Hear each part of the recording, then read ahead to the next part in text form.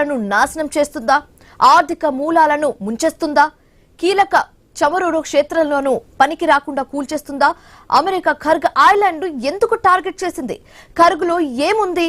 ఒకే island లో చమురు క్షేత్రాలున్నాయా? Oil క్షేత్రాలు ఎందుకు టార్గెట్ అవుతున్నాయి? ఇరాన్ ను బలవంతంగా లొంగదీసుకునే ప్రయత్నమా? ఇరాన్ అమెరికా మిత్ర దేశాలపై కక్ష తీర్చుకుంటుందా?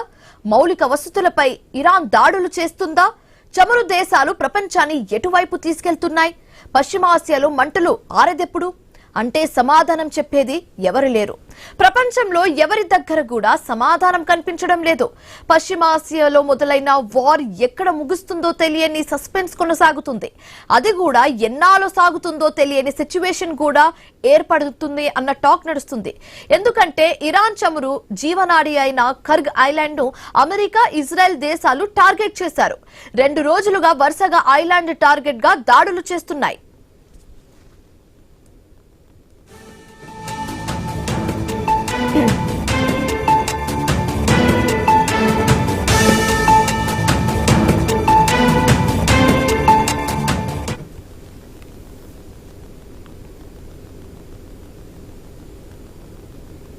చమురు క్షేత్రాలే టార్గెట్ గా చేసిన దాడుల్లో సైనిక స్థావరాలు ధ్వంసమైనట్టు అమెరికా అధ్యక్షుడు ట్రంప్ ప్రకటించారు. అయితే దాడులు జరిగిన మాట వాస్తవమేనని ఇరాన్ కూడా క్లారిటీ ఇచ్చేసింది. అంతే స్థాయిలో అమెరికాకు వార్నింగ్స్ కూడా పంపించింది. దాడిని తీవ్రంగా ఖండిస్తున్నామన్న ఇరాన్ అదే స్థాయిలో వారి చమురు కంపెనీస్ ను దెబ్బతీస్తామని రివర్స్ కౌంటర్ ఇచ్చింది. ఆయిల్ మౌలిక వసతులను నేలమట్టం చేస్తామని, బూడిద కుప్పల్లాగా మార్చేస్తామంటూ కన్నెర చేసింది. ఒకరిపై ఒకరి దాడులతో పశ్చిమాసియా అంతా దద్దరిల్లిపోతుంది. ఈ మంటల క్షేత్రం ఎప్పుడు చల్లారుతుందో తెలియని పరిస్థితి ఉందంటున్నారు విశ్లేషకులు.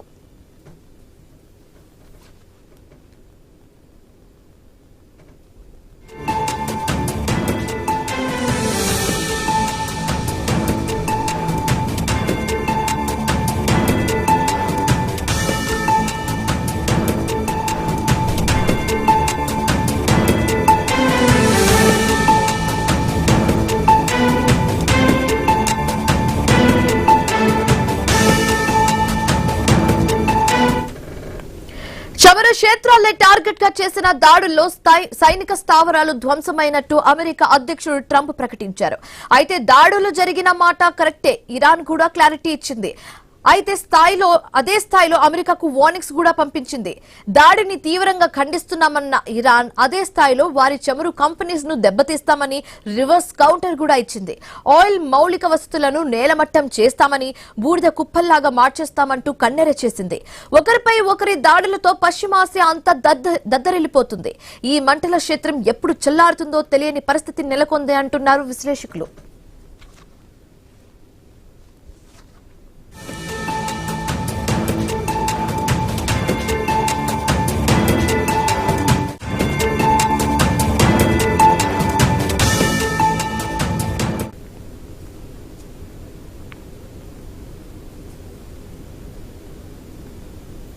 రైట్, ఇక ఈ టాపిక్ కి సంబంధించి మొత్తం డీటెయిల్స్ అంతా అనలైజ్ చేసి చెప్పడానికి మా కొలీగ్ ఆశా న్యూస్ రూమ్ నుంచి సిద్ధంగా ఉన్నారు. Over to you ASHA.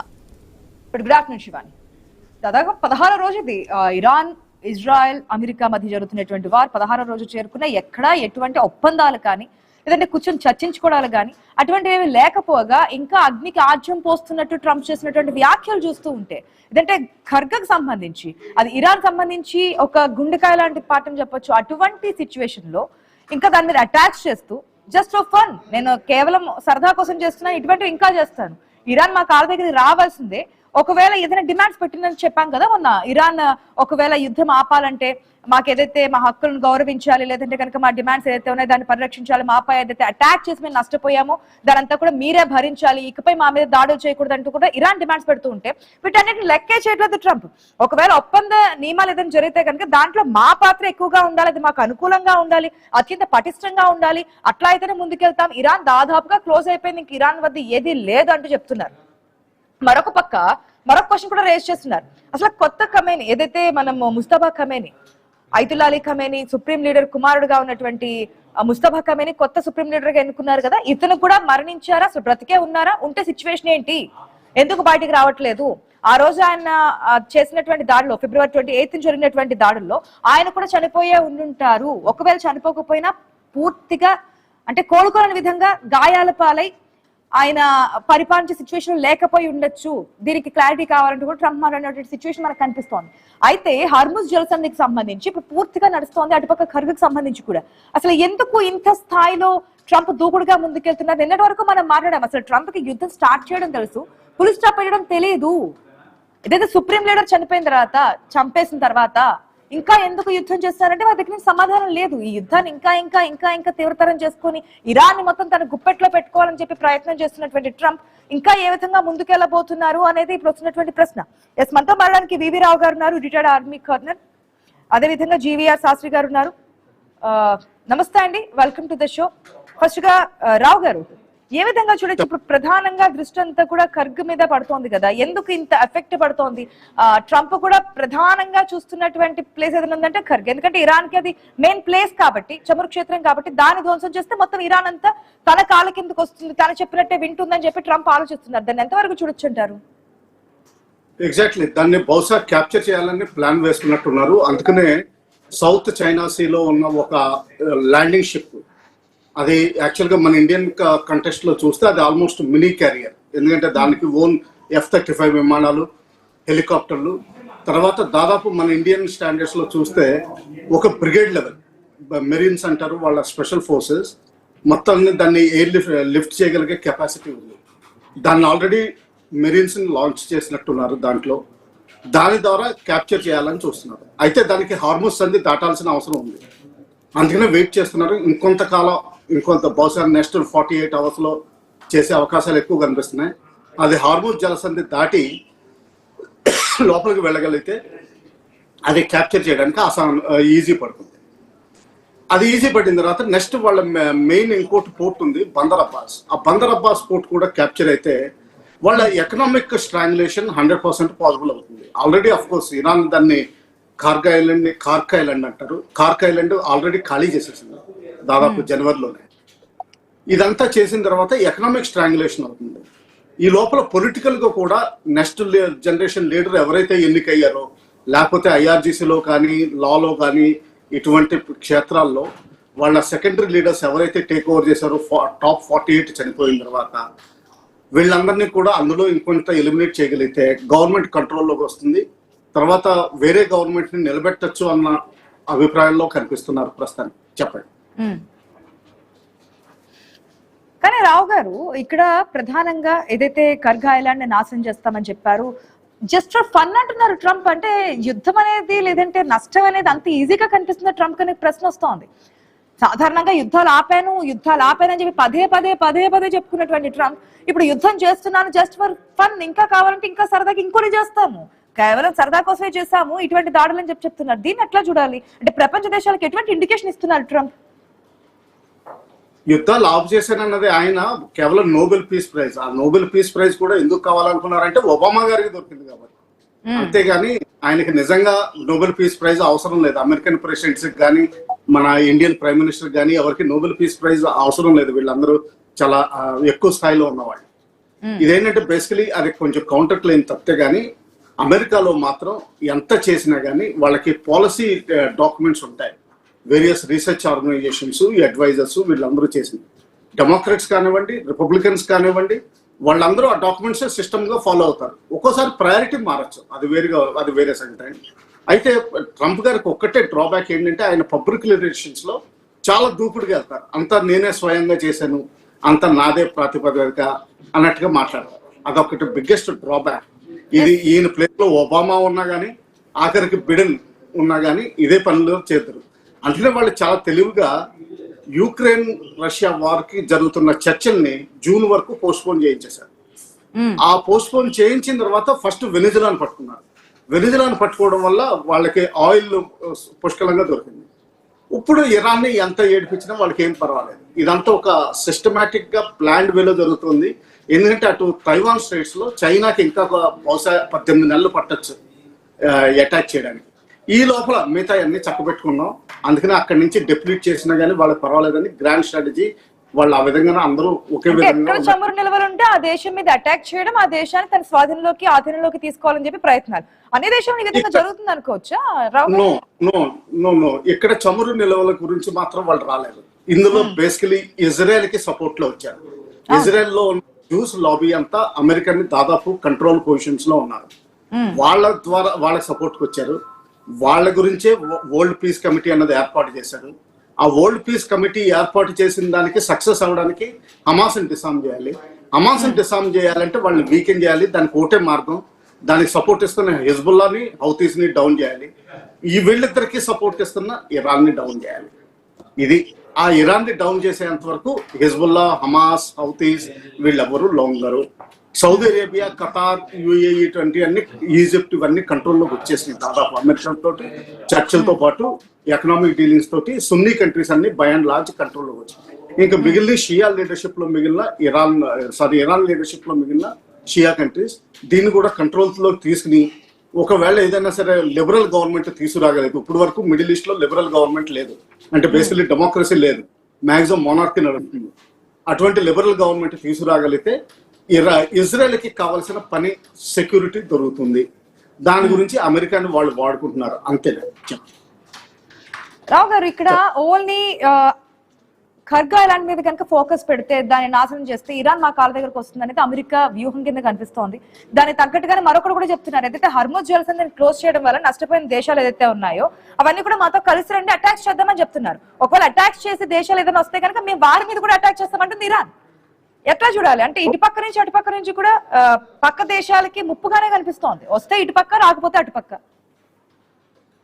ఇప్పుడు యూకేని ఎలాగోలాని ప్రెషరైజ్ చేశారు.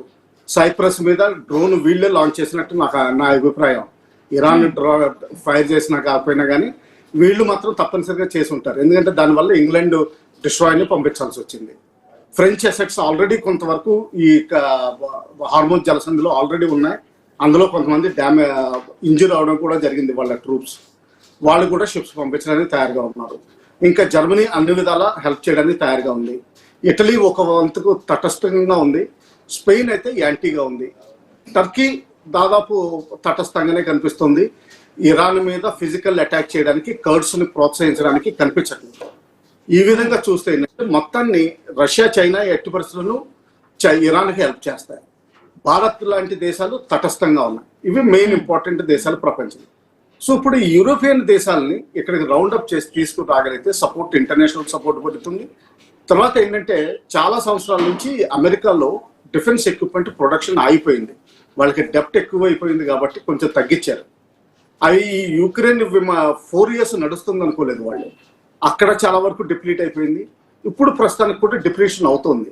అందువల్లే సౌత్ కొరియా ఇటువంటి దేశాల్లో డిప్లాయ్ చేసిన కొంత రెడార్ ఎక్విప్మెంట్, ఇటువంటి తర్వాత LCA ఇటువంటి వాటిని కూడా ఇక్కడ కదల్చాల్సి వస్తుంది. అందులో డౌట్ ఏమీ లేదు. సో మిగతా దేశాలను కుమ్ముకుంటుకుని హార్మూజ్ జలసంధి, అందులో ప్రాబ్లం ఏంటంటే 16 బోట్స్ ని ఏవైతే మైన్స్ పాతుతున్నాయో వాటిని డిస్ట్రాయ్ చేస్తారు. కానీ 15-20 ఫ్రీ ఫ్లోటింగ్ మైన్స్ అంటారు. ఈ ఫ్రీ ఫ్లోటింగ్ మైన్స్ ఏంటంటే ఎక్కడ యాంకరేజ్ ఉండదు వీటికి. అవి వాటర్ ఎలా వెళ్తుంటే ఆ దిశలో వెళ్ళిపోతా ఉంటాయి. ఇవి షిప్స్ కి చాలా డేంజరస్. మిగతా కంట్రోల్డ్ అయితే కొంచెం కంట్రోల్ చేయొచ్చు. వీటితోటి కంట్రోల్ చేసుకోవడానికి ఆ మైన్స్ ని క్లియర్ చేయాల్సి ఉంటుంది. దానికి మైన్ స్వీపర్స్ కావాలి. ఆ మైన్ స్వీపర్స్ ఈ ఏరియాలో చాలా తక్కువ ఉన్నాయి వాళ్ళకి. అందుకని చెప్పి యూరోప్ నుంచి కానీ ఇటు ఇండియా లాంటి దేశాలు ఎవరైనా సహాయం చేయడానికి ఉంటే వాటి హెల్ప్ కూడా అడగచ్చు. ఇప్పుడు నిన్న వచ్చిన వార్తల ప్రకారం మన వెస్టర్న్ ఫ్లీట్ అంతా యాక్టివేట్ అయింది. ఇండియన్ ఓషన్ అరేబియన్ సీలో యాక్టివ్గా ఉందని చెప్తున్నారు. అందులో చాలా మైన్ స్వీపర్స్ ఉన్నాయి. అంటే ఇప్పుడు ఏమని చెప్తారంటే అంతర్జాతీయంగా ఇంటర్నేషనల్ ఎఫర్ట్ కింద ఈ మైన్ స్వీపర్స్ ని పంపించి మైన్స్ ని క్లియర్ చేయండి, అప్పుడు మేము హార్మూజ్ జలసంధి ఓపెన్ చేస్తాము అని చెప్తారు. ఇది బహుశా. అయితే ఇరాక్ వార్ లో జరిగినప్పుడు కూడా ఈ కార్క్ ఐలాండ్ ని చాలా వరకు టార్గెట్ చేశారు. ఎందుకంటే దీనికి 3 పోర్ట్లు ఉన్నాయి. ఆ పోర్ట్ల ద్వారా దాదాపు 10 సూపర్ ట్యాంకర్స్ ఒకేసారి సైమల్టేనియస్ గా ఫిల్ చేయగలిగే కెపాసిటీ ఉంది వాళ్ళకి. అంటే 75% 90% వాళ్ళ కెపాసిటీ ఎక్స్పోర్ట్ చేయడానికి అక్కడి నుంచి వీలుపడి ఉంది. ఇంకా మిగతా పోర్ట్లు ఉన్నాయంటే కొంచెం తక్కువ డెవలప్మెంట్. కానీ బందర్ అబ్బాస్ కూడా ఒకవేళ క్యాప్చర్ చేయడం పెద్ద కష్టమేం కాదు.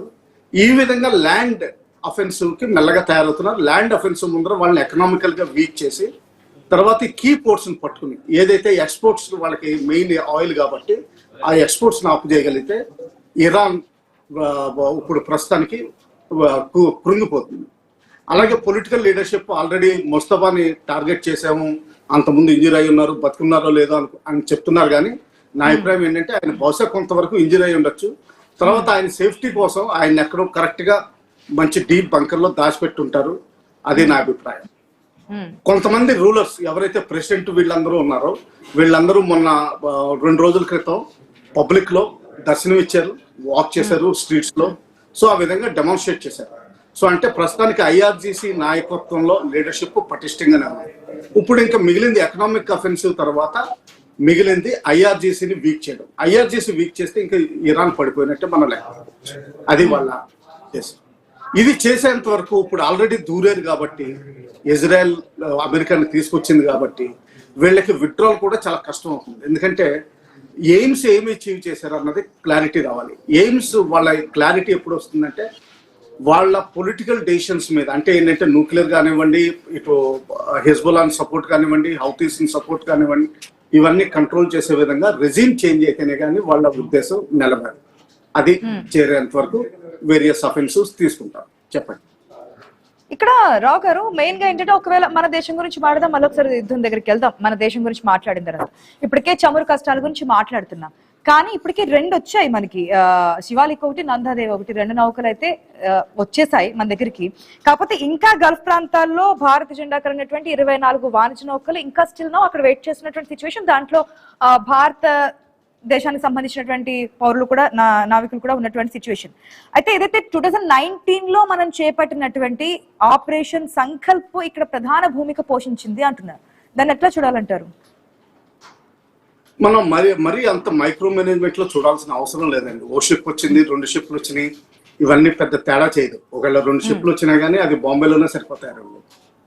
సో మనకేంటంటే లాంగ్ టర్మ్ విజన్ చూసుకోవాలి. ఇప్పుడు మనకేంటంటే ఎల్పిజి, ఎల్ఎన్జి, ఫెర్టిలైజర్ మెటీరియల్ కొంచెం లాంగ్ రన్ లో ఇది క్రిటికాలిటీ. పెట్రోల్, క్రూడ్ ఆయిల్ మనకి పెద్ద ప్రాబ్లం లేదు, ఎందుకంటే వెనుజులా నుంచి వస్తుంది, అటు రష్యా నుంచి కూడా వస్తుంది. సో కొంచెం డిస్టెన్స్ ఎక్కువయ్యి కాస్ట్ పెరిగినా కానీ మనకి క్రూడ్ ఆయిల్ దానికి మన ఉన్న రిఫైనరీస్ కి స్టాక్ ఇవ్వడంలో మనకేం గొడవ లేదు. అయితే మనకి ఎల్ఎన్జి, సిఎన్జి, ఫెర్టిలైజర్సే కొంచెం తక్కువ. తర్వాత ఎక్స్పోర్ట్స్ మనం పంపించే కొంచెం జాగ్రత్తగా వెళ్లాల్సి ఉంటుంది. ఇది 3 నాకు క్రిటికల్ పాయింట్స్ కనిపిస్తున్నాయి. దీని తర్వాత మన పాపులేషన్ ఒకవేళ సీరియస్ అయ్యి మొత్తం అటాక్ అయ్యి మిడిల్ ఈస్ట్ కంట్రీస్ అన్నిటిని, ఇరాన్ అయితే ఫిజికల్ అటాక్ చేయదు. సో అందువల్ల ఏంటంటే మన ఇండియన్ సిటిజన్స్ ని ఎవాక్యుయేట్ చేయాల్సిన అవసరం నాకు ప్రస్తుతానికి ఏం కనిపించట్లేదు. ఒకవేళ నిజంగా చేయాల్సి వచ్చినా కానీ అది 4వ ప్రయారిటీ అనుకుంటున్నాను. అంత సిచ్యువేషన్కి వచ్చే ముందర యుద్ధం సమసిపోతుంది. ఎందుకంటే ఎకనామిక్ స్ట్రాంగులేషన్ అయిన తర్వాత కొంచెం పొలిటికల్ సెటప్ ని కంట్రోల్ చేయగలిగితే ఇరాన్ గవర్నమెంట్ మారిపోతుంది. అది మారిపోయినప్పుడు వెంటనే యుద్ధం వీళ్ళు కూడా ఆఫ్ చేయాలని చూస్తున్నారు. అది అయిపోయే అవకాశాలు కనిపిస్తుంది. కొన్ని అవుట్ సైడ్ జనరల్ బెల్కౌ కి అవుట్ సైడ్ బయట ఉన్న కొన్ని డేంజర్స్ ఉన్నాయి. అదేంటంటే రేడియేషన్ అటాక్. రష్యన్ ప్రెసిడెంట్ 2-3 సార్లు ఆయన హెచ్చరిస్తున్నారు. ఇరాన్ దగ్గర ఉన్న partially refined uranium, depleted uranium కింద లెక్క పెట్టి దానితోటి ఒక డర్టీ బాంబ్, అంటే only 20-25 square kilometres radiation effect అయ్యే విధంగా ఇజ్రాయెల్ ప్రయోగించే అవకాశం ఉంది. అదొక్కటి డేంజర్ కనిపిస్తుంది బాగా. మిగతా అన్ని కొంచెం టైంలో 14-15 days లో సెటిల్ అయిపోయేటట్టు కనిపిస్తుంది. చెప్పండి. కానీ ఇప్పటికి ఇంకా వార్ సెటిల్ అవుతుంది అనుకోవట్లేదు కదా, ఎందుకంటే ట్రంప్ స్టార్ట్ చేసినప్పుడు 3 days అన్నారు, 1 week అన్నారు, తర్వాత 1 month అన్నా, 4 వారాలు అన్నా సరే, ఆ తర్వాత నుంచి మళ్ళీ స్టాండ్స్ మారుతూ వచ్చారు కదా. లేదు ముగిసిపోతుంది, ఇరాన్ మా కాళ్ళ దగ్గరకు వస్తుంది. ఇప్పుడు కూడా ఏమంటున్నారు, శాంతి ఒప్పందాలకు ఎటువంటి తావు లేదు, అయిపోయింది, ఇరాన్ పని క్లోజ్ అయిపోయింది, మా దగ్గర రావాల్సిందే అంటున్నారు. అటుపక్క ఇరాన్ ఏం చెప్తుంది, లేదు మా నాయకుడినే మీరు అంతమందించారు, ఇది ఎట్టి పరిస్థితుల్లో ఆగని సిచ్యువేషన్, మేము దీనికి అంతకంతకు ప్రతీకారం తీర్చుతామంటుంది ఇరాన్. ఇది ఇప్పట్లో క్లోజ్ అయ్యే సిచ్యువేషన్ అనుకోవచ్చు. ఇన్ని రోజు అసలు ఇరాన్ అటాక్ చేస్తుందని చెప్పి అమెరికా కూడా ఊహించి ఉండదు, కానీ ఇరాన్ కూడా అంతే స్థాయిలో దాడులు చేస్తోంది కదా. ఇది ఇట్లా కొనసాగితే ఇంకా ఎటువంటి ఎఫెక్ట్ ఉండబోతుంది అనుకోవచ్చు. ఇజ్రాయెల్ అండ్ అమెరికా ఒక కొంచెం ఎనాలిసిస్ లో కొంత మిస్టేక్ చేసినట్టు, అదే మిస్టేక్ కాదు, షార్ట్ ఫాల్ అయినట్టు మనం అనుకోవచ్చు. షార్ట్ ఫాల్ ఎలా జరిగింది, సర్ప్రైజ్ అటాక్ కింద 48 టాప్ లీడర్స్ ని అంతమందించారు. ఈ టాప్ లీడర్స్ అంతమొందించడం తోటి ఐఆర్జీసీ బలహీనపడిపోతుంది, వాళ్ళు ప్రొటెక్ట్ చేయలేరు. ఇంకా దేశంలో చెలరేగుతున్న అలజడులు యూనివర్సిటీస్ లో వీటిలో జరుగుతున్నాయి ఏంటంటే అవి పికప్ అయ్యి ఒకవేళ డెమోక్రసీ టైపు ఆపద్ధర్మ గవర్నమెంట్ కానీ బంగ్లాదేశ్ లో జరిగినట్టు, ఎందుకంటే వాళ్ళు బంగ్లాదేశ్ కానీ వెనుజులా కానీ రెప్లికా చూసుకున్నారు, అది జరగలేదు. ఐఆర్జీసీ పటిష్టంగా ఉంది, అలాగే అది నాయకత్వం కూడా పటిష్టంగా కనిపిస్తుంది. అదొక్కటి కొంచెం షార్ట్ ఫాల్ అయింది వాళ్ళ అసెస్మెంట్ లో, దానివల్ల కొన్ని రోజులు ఇదవుతుంది. యుద్ధ టైంలో ఏదైనా వచ్చిన స్టేట్మెంట్లు మరీ సీరియస్ గా తీసుకోకూడదు, ఇవన్నీ ఎక్స్టర్నల్ ఫ్యాక్టర్స్. ఎందుకంటే యుద్ధం జరుగుతున్నప్పుడు అవతల సైడ్ ఏం చేస్తుందో మనకి క్లియర్ గా 100% క్లారిటీ వస్తే యుద్ధం చాలా ఈజీగా అయిపోతుంది. అది వాళ్ళు కొంతమంది సర్ప్రైజెస్ ఇవ్వగలరు, ఇప్పుడు కూడా ఇరాన్ సర్ప్రైజెస్ ఇవ్వగలిగే అవకాశాలు ఉన్నాయి. ఒకవేళ నిజంగా చైనా 100% సపోర్ట్ చేయాలని చెప్పి ఇంటర్వ్యూన్ అంటే మిసైల్స్, కొన్ని స్పెషల్ మిసైల్స్ ఉన్నాయి CM-302 ఇవన్నీ, అవి సప్లై చేసి అమెరికన్ నౌకల మీద వాడితే అది మళ్ళా టర్న్ టేబుల్ మళ్ళా చేసే అవకాశాలు ఉన్నాయి. కానీ ఈ సూపర్ పవర్స్ కూడా ఏంటంటే వీళ్ళు కూడా ఒక గేమ్ ఆడతారు, ఇటువంటి మధ్యస్థ దేశాలని దెబ్బలాడుకోవడం చూస్తారు, వాళ్ళ ఎక్విప్మెంట్ టెస్ట్ చేసుకుంటారు, కానీ జరిగేది జరగనిస్తారు. అది నా అభిప్రాయం. ఇంకొన్ని రోజులు బహుశా 2 వారాలు ఎందుకంటే ఎకనామిక్ ఈ మెరీన్స్ అఫెన్సివ్ తర్వాత కొంచెం పొలిటికల్ సెటప్ వీక్ అయితే ఐఆర్జీసీ వీక్ అవుతుంది. ఐఆర్జీసీ వీక్ అయితే ఇంకా మొత్తం ఇరాన్ కంట్రోల్లోకి వచ్చేస్తుంది, అది వాళ్ళ అభిప్రాయం. సో ఇంకా అంటే ట్రంప్ చెప్పిన మొదటి మాట చూసుకున్న 4 వారాల్లో మీరు చెప్పిన దాన్ని బట్టి ఇంకో 2 వారాలు అంటే ఇది 16వ రోజు కాబట్టి ఇంకో 2 వారాల్లో టోటల్ గా 1 month లో క్లోజ్ అయ్యే సిచ్యువేషన్ ఉంది. ఈ పరిస్థితులు ఇట్లా కొనసాగితే మనం అంచనా వేసిన దాన్ని బట్టి. కానీ రావు గారు, ఇక్కడ ట్రంప్ చేసినటువంటి వ్యాఖ్యలు లేదంటే కనుక ఆ దేశ అధ్యక్షులు పట్టుకోవడానికి చేసినటువంటి ప్రయత్నాలు, కొంతమంది ప్రముఖుల పేర్లు చెప్పి 5 పేర్ల వరకు చెప్పి, అది ఇప్పుడున్నటువంటి సుప్రీం లీడర్ తో సహా ఎవరైతే కరెక్ట్ ప్లేస్ చెప్తారో, వారు ఎక్కడున్నారనేది కరెక్ట్ గా చెప్తారో వారికి భారీ నజరానా కూడా అనౌన్స్ చేసింది కదా. మేము భారీగా డబ్బులు ఇస్తాం, మీ పేర్లు అనేది అనౌన్స్ చెయ్యము, చాలా రహస్యంగా ఉంచుతాము, మీకు అవసరమైతే అమెరికాలో కూడా ప్లేస్ ఇస్తాము, మీకు ప్లేస్మెంట్ అనేది అమెరికాలో కూడా మేము చూపిస్తాము, అంతా కూడా మీకు సెక్యూరిటీగా ఉంటుంది, మీరు చెప్పండి అని చెప్తున్నారు. ఇటుపక్క నుంచి ఇరాన్ ఏం చెప్తుంది, ఎవరైనా బయటకు వస్తే కనుక మేము ఒప్పుకోమని చెప్తుంది. అట్ ద సేమ్ టైం ఏదైతే ఖమేనీ గురించి అమెరికా క్వశ్చన్ చేస్తుందో, ఖమేనీ ఇస్ బ్యాక్ అంటూ AI వీడియో కూడా రిలీజ్ చేసింది. అట్ ద సేమ్ టైం ఏదైతే బంకర్స్ లో ఉన్నటువంటి ఆయుధాలను కూడా చూపిస్తుంది, మేము రెడీగా ఉన్నాము, మా మీద అటాక్ చేస్తే కనుక మేము అంతే స్థాయిలో అటాక్ చేస్తాం అనేది వార్నింగ్ పరంగా వీడియోస్ అనేది రిలీజ్ చేస్తుంది ఇరాన్ ఒకదాని తర్వాత ఒకటి. ఈ 2 దేశాలు సైకలాజికల్ వార్ఫేర్ విపరీతంగా చేస్తున్నాయి. దీని తోడు చైనా కూడా ఇన్ఫర్మేషన్ వార్ఫేర్ కూడా చేస్తుంది, సైబర్ వార్ఫేర్ కూడా చేస్తుంది. ఎలక్ట్రిసిటీ గ్రిడ్, అమెరికాలో ఉన్న ఎలక్ట్రిసిటీ గ్రిడ్ పడగొట్టేస్తామంటున్నారు. అలాగే అక్కడికి వేరే షిప్స్ పంపించి అక్కడి నుంచి డ్రోన్స్ స్మగుల్ చేసి అమెరికా మెయిన్ ల్యాండ్ మీద అటాక్ చేస్తామంటున్నారు. అలాగే స్టాండ్ ఎలోన్ వుల్ఫ్ అటాక్స్, ఏవైతే లోన్ వుల్ఫ్ అటాక్స్ అంటారో అది అమెరికాలో చేస్తావు, యూరోప్ లో చేస్తావని, ఇదంతా పార్ట్ ఆఫ్ సైకలాజికల్ వార్ఫేర్. ఆ లెక్కను చూస్తే అమెరికన్ బౌంటీ $25 million మీకు LET లీడర్స్ మీద, JEM లీడర్స్ మీద, ఇంకా కొంతమంది లీడర్స్ మీద పాకిస్తాన్ లో ఉన్నాయి. వాళ్ళందరూ బహిరంగంగా తిరుగుతున్నారు, జైల్లో ఉన్నారు. పాకిస్తాన్ గవర్నమెంట్ కి ఎవరెక్కడున్నారో అందరూ తెలుసు, అందరూ కంట్రోల్ అయినారు. సో అటువంటి బౌంటీస్ ఇటువంటి ఏంటంటే ఏదో ప్రలోభపరచడానికి కానీ తప్పితే కానీ అవి సీరియస్ గా ఎఫెక్ట్ ఉంటుందని నేను అనుకోవట్లేదు. $25 million కి అంత రిస్క్ తీసుకునే అంత అవసరం లేదు, అంత యాక్సెస్ కూడా దొరకదు. ఇంకోటి చూస్తే కట్స్ ఫోర్స్ కమాండర్ ఎవరైతే ఉన్నారో 1 వారం రోజుల క్రితం అతన్ని ఉరితీయడం జరిగింది. బహుశా ఎక్కడో ఒక కొంచెం లోపం కనిపించుంటుంది, వెంటనే ఉరితీశారు. అలాగే 1 నెల 15 రోజుల క్రితం యూనివర్సిటీస్ లో ఎవరైతే గొడవ ఎక్కువ చేస్తున్నారో వాళ్ళందరినీ విపరీతంగా ఉరి చేయడం జరిగింది, అందులో డౌట్ ఏమీ లేదు. సో ఆ విధంగా కంట్రోల్ చేయాలని చూస్తారు, సైకలాజికల్ వార్ఫేర్ నడుస్తుంది. కానీ ఇంట్లోంచి బయటకు కూడా రానివ్వడం లేదు కదా. మీరున్న ఇంట్లోంచి బయటకు వచ్చినా కలిసి నిరసన తెలియజేయడానికి వచ్చినా సరే మిమ్మల్ని గతంలో పరిస్థితులు ఒకసారి నెమరు వేసుకోండి, అప్పుడు ఎట్లా జరిగింది ఇప్పుడు అట్లాగే ఉంటుంది, తస్మాత్ జాగ్రత్త అని చెప్పి వార్నింగ్ పాస్ చేస్తుంది ఇరాన్ డైరెక్ట్ గానే. అదేనండి, ఇప్పుడు పొలిటికల్ సెటప్ ని వీక్ చేసేయాలి. ఆ వీకెండ్ దాని గురించే వీళ్ళు 2 రోజుల క్రితం స్ట్రీట్ వాకింగ్ మొదలు పెట్టారు. లేకపోతే వాళ్ళకి స్ట్రీట్ లో వాక్ చేయాల్సిన అవసరం కనిపించట్లేదు ఈ సమయంలో. అది ఎందుకు చేశారంటే ఇది అమెరికన్ ప్రోపగాండాని పడగొట్టడానికి. ఇరాన్ లో ఇంటర్నెట్ పనిచేయట్లేదు, సోషల్ మీడియా పనిచేయట్లేదు. సో ఇరాన్ నుంచి వచ్చే వార్తలు మనకు అందట్లేదు. తర్వాత వరల్డ్ మీడియా అంతా by and large western interest కి అనుగుణంగా నడుస్తాయి. ఫండ్స్ అన్ని వాళ్ళ దగ్గర ఉంటాయి, వాళ్ళకి అనుగుణంగా నడుస్తాయి. సో మీడియా ప్రచురిస్తున్న వార్తలు, ఇన్ఫర్మేషన్, తర్వాత ఆర్టిఫిషియల్ ఇంటెలిజెన్స్ లో ఏంటంటే ఈ వీడియోస్ ఇవన్నీ తయారు చేయడం విపరీతంగా అయిపోయినాయి. ఏది ఒరిజినల్లో ఏది డూప్లికేటో తెలియనంత ఇదిగా తయారైంది. బహుశా మన ఇండియన్ కరెన్సీని పాకిస్తాన్ ప్రింట్ చేసి ఒరిజినల్ కరెన్సీకి ఎలాగా వాడేవో అటు ఆ స్టేజ్కి వెళ్ళిపోయింది ఆర్టిఫిషియల్ ఇంటెలిజెన్స్ ఈ వీడియోస్ వీటిలో. సో వీటిని సీరియస్గా తీసుకోకూడదు. అలాగే మనం ప్రతిదీ షిప్ లెక్క పెడతా ఏదో మైక్రో మేనేజ్మెంట్ తీసుకోవడం కూడా అనవసరం. కేవలం ఎల్ఎన్జి సిఎన్జికి ఎస్ మనకు కొంత క్లిష్ట పరిస్థితి ఉంటుంది. ఇండియాలో బ్లాక్ మార్కెటింగ్ విపరీతంగా మొదలవుతుంది. అది మనకి ఎప్పుడు అలవాటే. యుద్ధ సమయంలో ఇండియాలోనే కాదు ఎక్కడైనా సరే బ్లాక్ మార్కెటింగ్, వార్ ప్రాఫిటీరింగ్ అంటారు. ఇది నడుస్తుంది. ఇది యూజువల్ గా నడిచే డ్రామానే. సో మనం అంత వరి అవ్వాల్సిన అవసరం లేదు. అక్కడ యుద్ధం తొందరగా ఆగిపోతుంది. రేడియేషన్ అంటే న్యూక్లియర్ అటాక్ ఇటువంటి వాటికి తెక్కకూడదని మనం ఆలోచిద్దాం. చెప్పండి. న్యూక్లియర్ వార్ వరకు వెళ్తే కనుక పరిస్థితి ఇంకా దారుణంగా ఉండే పరిస్థితిలో ఉంటున్నాయి. అంతవరకు వెళ్ళకూడదని చెప్పి ప్రపంచ దేశాలన్నీ కోరుకుంటున్నాయి. అంతవరకు వస్తే కనుక అది ఏ స్థాయికి వెళ్తుందో ఇంకెంత నష్టం చేకూరుస్తుందో అందరికీ తెలుసు. కాబట్టి అంతవరకు వెళ్ళకుండా ఈ లోపే ఆ పొలిటికల్ డ్రామా ఏదైతే ఉందో అదంతా కూడా సర్దుమణిగి ఇంకా నష్టం జరగకుండా ముందుకెళ్ళాలని చెప్పి కోరుకుందాం. ప్రపంచ దేశాలన్నీ కూడా టెన్షన్ పడుతున్నాయి. ఒకంత అటుపక్క అన్ని కూడా చమురు కావచ్చు, ఎక్స్పోర్ట్స్ ఇంపోర్ట్స్ ఆగిపోవడం వల్ల చాలా నష్టపడుతున్నటువంటి సిచ్యువేషన్స్ కూడా కనిపిస్తున్నాయి. కాబట్టి మీరు అనుకున్న విధంగా ఇంకొక 2 వారాలు జరిగినా న్యూక్లియర్ వార్ వరకు వెళ్ళకుండా ఉండితే సరిపోతుంది అనేది అయితే ఆశిద్దాం. థ్యాంక్ యూ సో మచ్ వివి రావు గారు. ఇది వాళ్ళకి క్వశ్చన్ ఎవరికి